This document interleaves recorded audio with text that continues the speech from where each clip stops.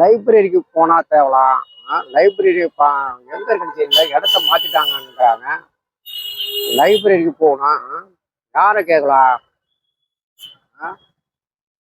சரி, அங்க ஒரு தம்பி உட்காந்துருக்கு, டிப்டாப்பா இருக்கு. லைப்ரரி அட்ரஸ் கேட்டா தெரியும். அந்த தம்பிகிட்ட கேட்டு போவோம்.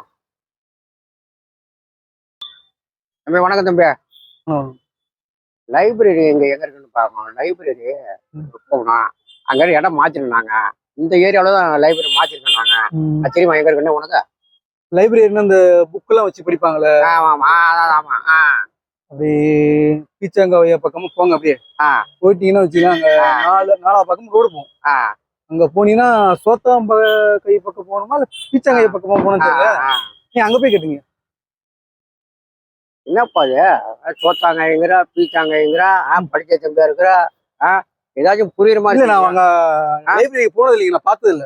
நான் ஏதோ ஒரு டைம் போயிருக்கேன், மத்தபடி பார்த்தது இல்லை. ஒரே குழப்பமா இருக்கா? சோத்தாங்காய்ங்கிற பீச்சாங்காய்ங்கிற எங்க போறது? சரி சரி.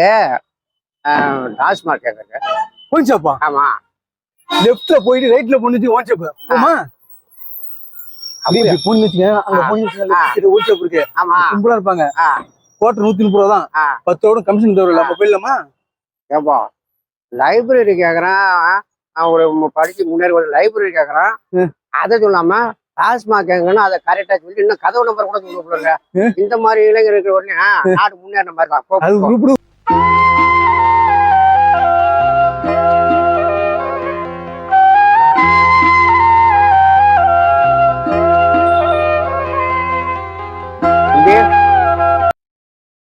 தம்பி என்ன படிச்சிருக்க? நானா? BSc maths 12 arrear. அப்படியா? இப்ப என்ன வேலை செய்யற? வேலையா? வெட்டியா தான் இருக்கேன்.